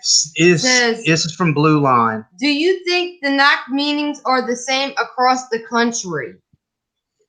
Blue Line, Bigfoot said that. I don't know if the knocks are across the country the same. You're talking geographically. Survival is different in Utah than it is in Louisiana. And these things are literally primitive survivalists at their best. And so I can't imagine the communications, especially with the change of flora and different size trees. I can't imagine that the knocks would be the same. I did hear one encounter from up in Oregon where the 3 knock meant the same. Okay. There's a video. The 3 knock meant the same as the 1? No, it meant the same as what it does here. Oh, the 3 here was the same as the 3 there. That's, so in Oregon. 3 means run your ass out. Yeah, yeah, exactly. Okay, real quick, let's get Andy. I think I know the question of this. He's wanting to know if there are a lot of hogs in this area where you've been doing your research and studies. Oh yeah, and they don't get very far from meat or water. Okay, here is a second part question that I have. What do you think their primary diet is in your area, North Louisiana? I think their primary diet is meat and browse, like edible greenbriers and of course dewberries and places covered in dewberries, and snakes. I found where they've gone in and caught snakes. And you talk about how much it takes to maintain a large body. Okay. You look at lions, they can make a kill once a month and they're still the same size. Yeah. So I don't know how often they have to eat to maintain their size. Right. Here's a great question from Susan, and this is very important. And you and I have discussed this, and it's something that folks need to know. Susan's question: how many seconds between the knocks constitutes a 2 or a 3? All right, a 2 will be immediate, not knock. Knock. 3 will be A 3 will be a knock, knock, knock. A single is a knock. Now, if you're talking about doing a single knock, you do a knock and wait at least 30 seconds in between knocks. Okay. So if you want to keep doing a single knock to elicit a response in an area, the single knock is constituted by pausing for 30 seconds or more and then doing another knock. You're saying that in your studies that Sasquatch recognize the time frame in between the single knock, that it's going to be another single knock. He recognizes it as a single knock. He's not sitting there anticipating another one, unless you give it. Gotcha.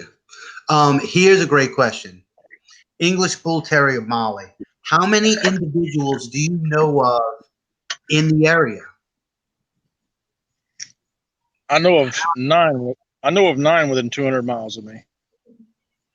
All right. Did y'all hear that, subs? He knows of 9 Sasquatch within 200 miles of him.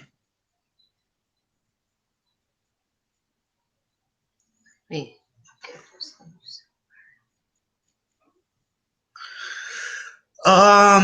Your thoughts on, have you seen, Michael Ward, have you seen the use of fire and weaving of branches? I have not seen the use of fire. I can't say I've seen the use of weaving of branches, although I did see two branches twisted together one time. Mm-hmm. And I'm not sure what was up with that. So in all your tracking in the areas that you have these creatures here, do you observe structures to be structures that they say Sasquatch primarily make? Do you observe those as being unnatural, the things that you have found as far as being structures? Or you don't really pay attention to it? Mostly I'm just tracking and looking at the mess that is left behind. Structures go, I mean, it's hard to tell what's downfall and what's on purpose. Yep. Now, I do know that one tree was pushed over on purpose. That's the first time I've ever seen something like that.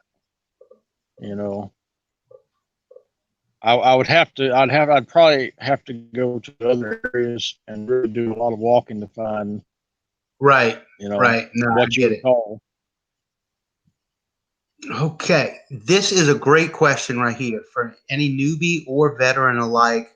Louisiana Prepper asks, when you look for a new area, what criteria do you use or look for? I look for the lack of man. I look for an area that man has not been in years, preferably decades, that has a water source and a food source. What sort of features, land features, do you primarily look for? Let's say you're looking at Google Maps or Google Earth. Is there anything you primarily hone in on when looking at areas when you're scouting from the armchair? Remote water sources. Water sources. Right. Remote water sources that have a corridor, they have an in and an out going, in different areas, pretty much.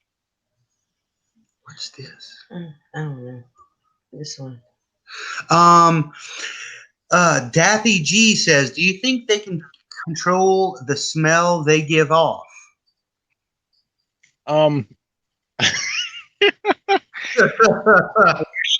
wish they could, because the one Sam that I smelt was just horrific. He needed a stick up. What does it smell like? Hey, we've all heard people have their own adjectives that they use to describe it. Wet garbage, wet dog, urine and garbage, dead shrimp. What's your description? Go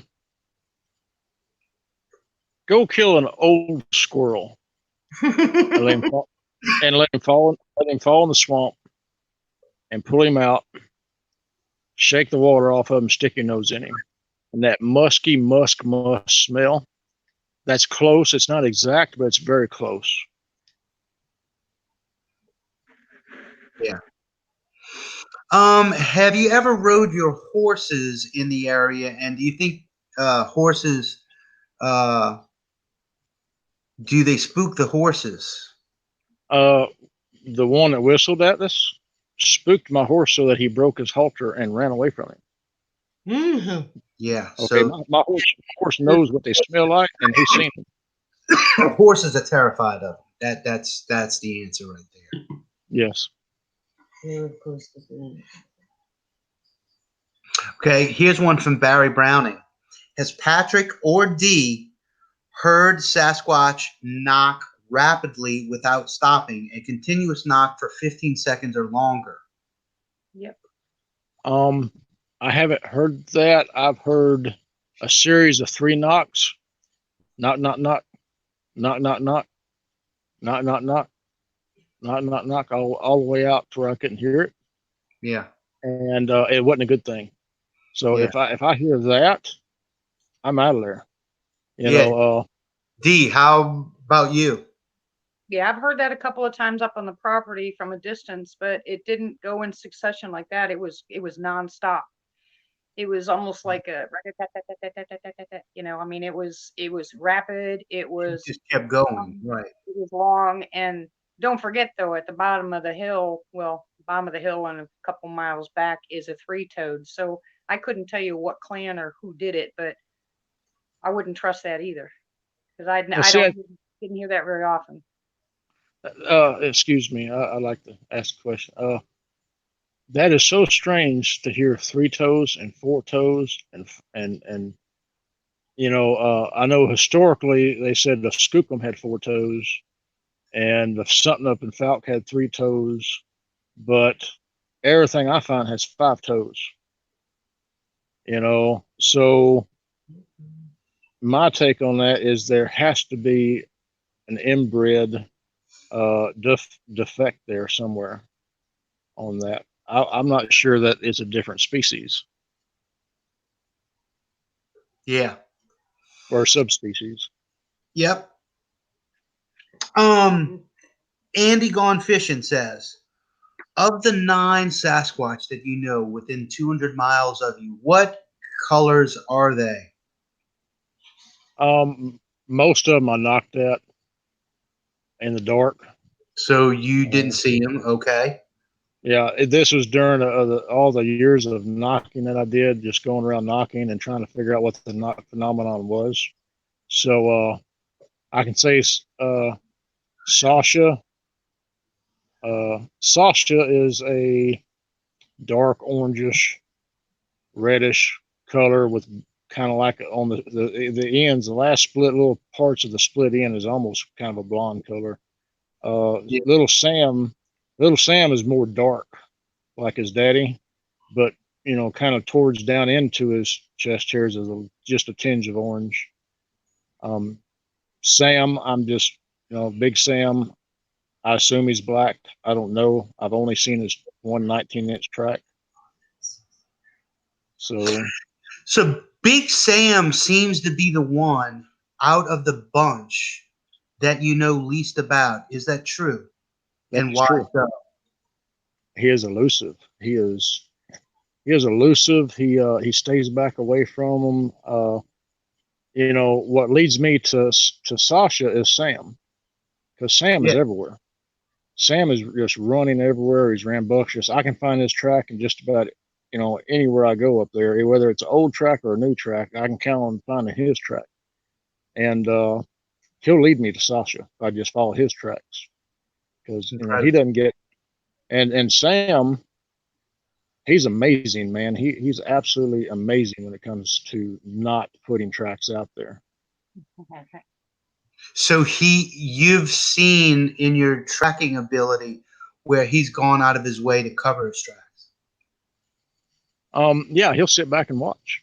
Now, when I did an invite knock because my buddy asked me to. He wanted to experience them, at the light, at the firelight when we the first day we met Sam, little Sam. The first day we met little Sam, when I did an invitation knock, all three of them came in. All three of them were there, and that's the three that we were pushing out of their tracks. And that's when I first found his track and knew he was around. So, do you think Big Sam stays in the area with Sasha and Sam? Yeah, I think he tools around, does his own thing. Yeah. He's Overwatch. He's Overwatch. I'm wondering if he's able to meander into other clan territories as being a alpha. Yeah, see, that's a good question. And also, I have a question. I wonder if he has other females, Right.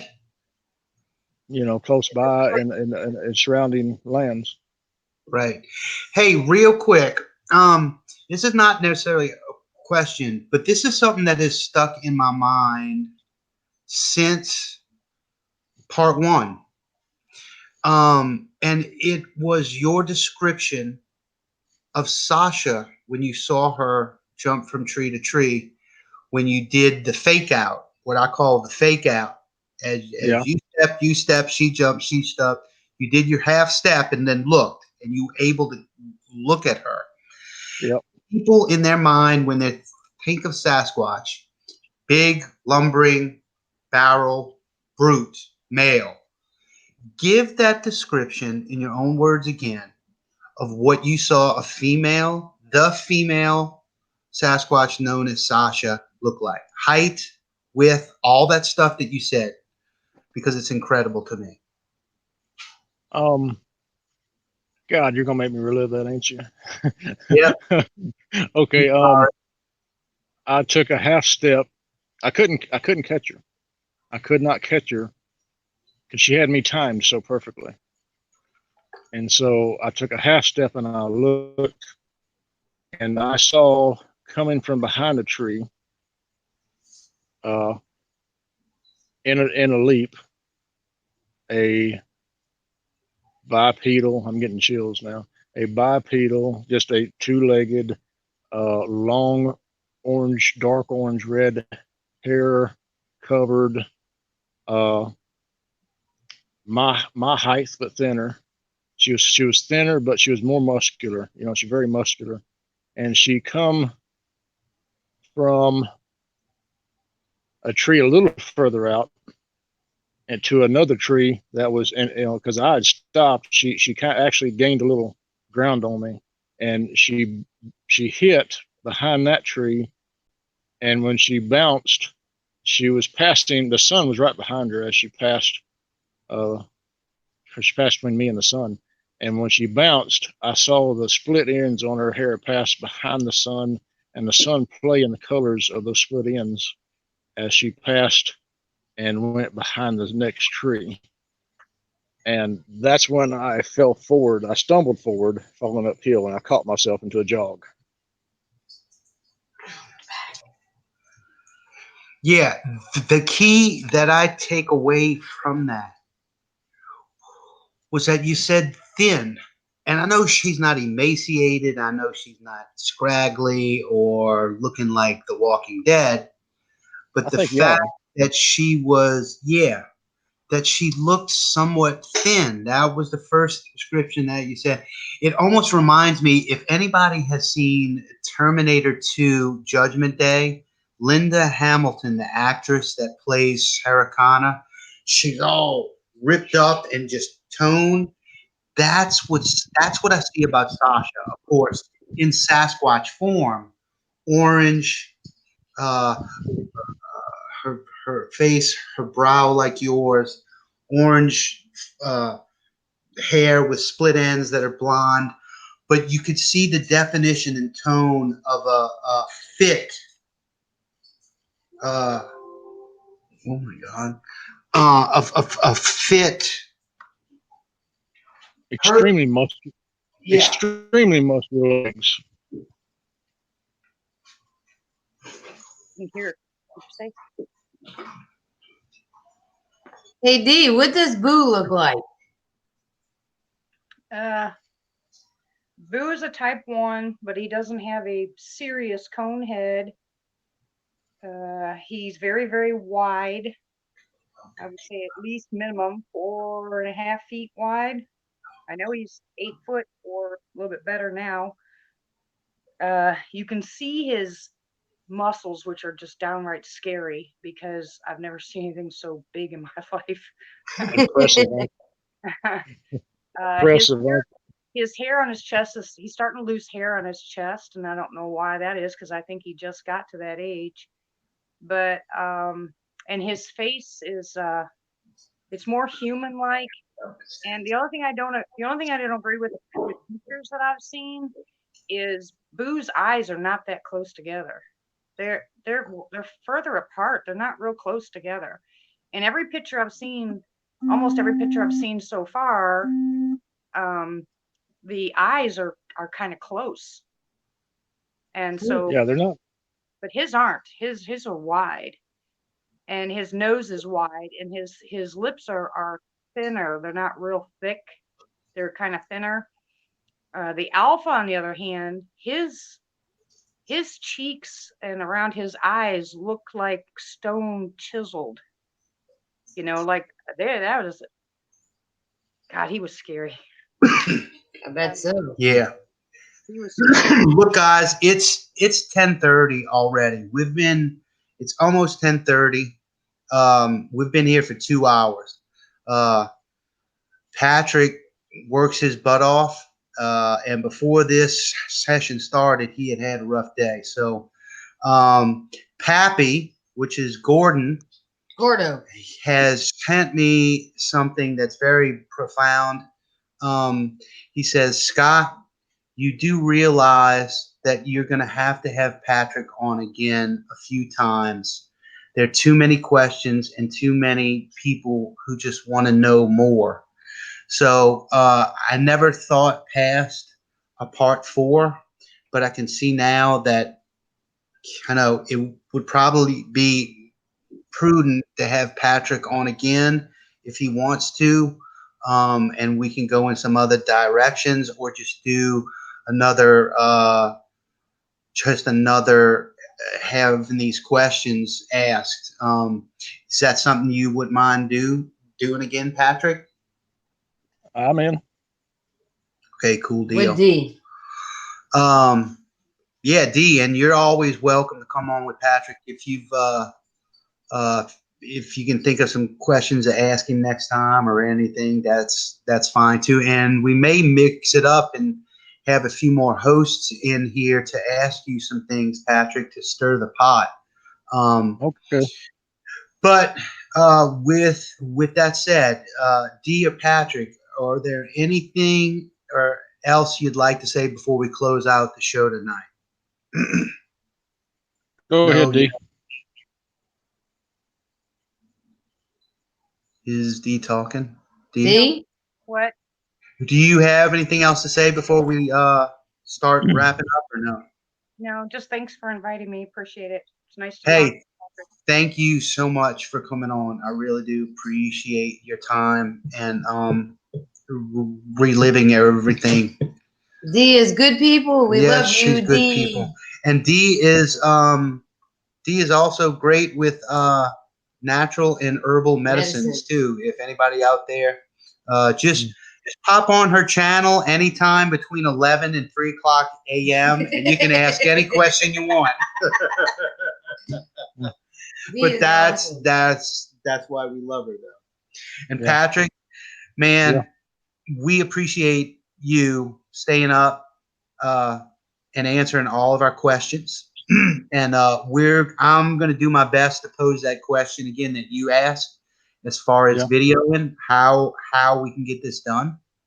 And we're just going to keep doing this. One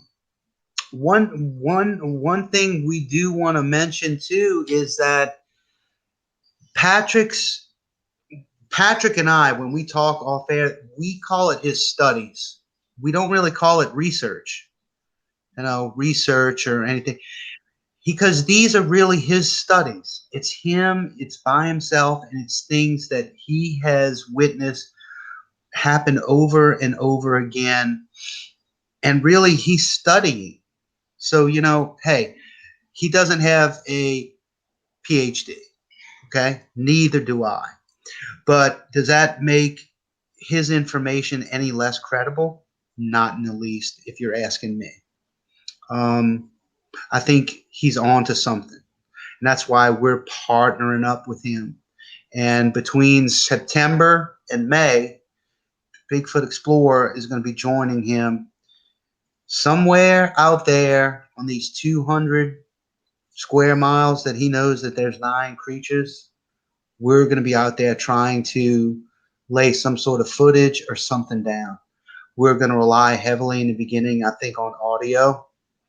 I'd really like to follow suit with him on the one knock theory, because I know he can produce that. He's almost 70 to 80% sure that if we can get in near him, that these knocks are going to happen. I want to document that first with audio. And if I go and witness this myself and we get audio of it and we can come back and talk about it, I mean, that's good enough for me to say that in North Louisiana, in this area, these creatures do this and this is what they do. So that's what we're going to be trying first. So keep following us. We'll probably have a part 5 now. Patrick would like to come back on. He said that's fine to do some more questions. And maybe he'll have some more questions for you guys. And that's something we're going to do too. So thanks again. I want to roll something real quick. I'm not trying to whore myself out or anything, but this is, if you guys would like to support us, head on over to bigfootexplorer.com, go to where it says the store, and if you click this link down here, my hand logo link, this will bring you to the Teespring Bigfoot Explorer store. We have t-shirts, short sleeve and long sleeve. We have some hoodies. We have a nice mug. We have the original hand sticker that I made. This took me almost 2 months to perfect this hand sticker. I know it just looks like a nice image, but I made this myself. Yeah, it takes time. I mean, I make all this stuff. Everything you see in this logo here, everything is separate. The moon is separate. The creature is separate. The mountain, the text, everything. I don't just go find something and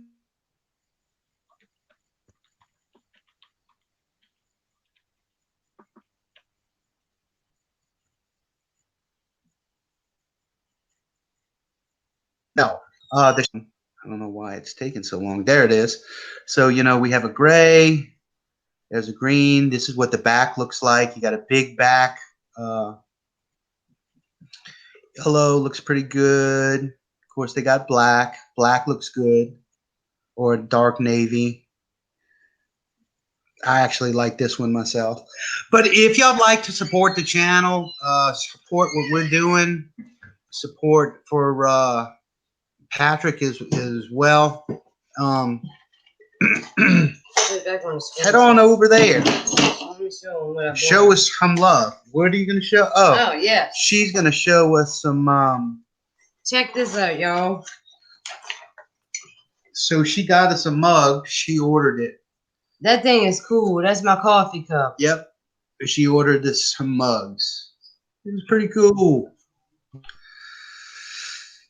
Anyway, I want to appreciate everybody. If we missed anybody's question, and I know we did, please do not be frustrated or mad at us.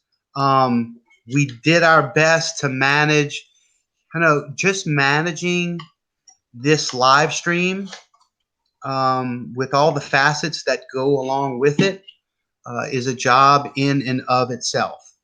I try to do the best that I can, and I'll get better at it. If we missed your questions, I sincerely apologize. Feel free to put questions on in the comment section of this video once it's done, or head on over to BigfootExplorer.com and send me an email. Say, Scott, I really want this question answered. I really want this question answered. Okay? It's very easy. S.J. Owens at Bigfoot X with an X, not E, Explorer.com. S.J. Owens at Xplorer.com. If you're really serious about your question being asked, send those in. I'm going to make another list for part 5 show. Once again, guys, thank you so much. Patrick, thank you. D, thank you. No If y'all want to hold up, I'm gonna go ahead and kill the broadcast, and then we can kind of chat and let y'all go your separate ways. So thanks so much. Good night. Until the next time. I hope you guys enjoyed it and learned something here tonight. Patrick is a wealth of information. He just doesn't realize that he is yet. And so is D. And that's why I paired them together. I'd really like to get them in front of one another. Thank you and good night. Bye-bye, folks.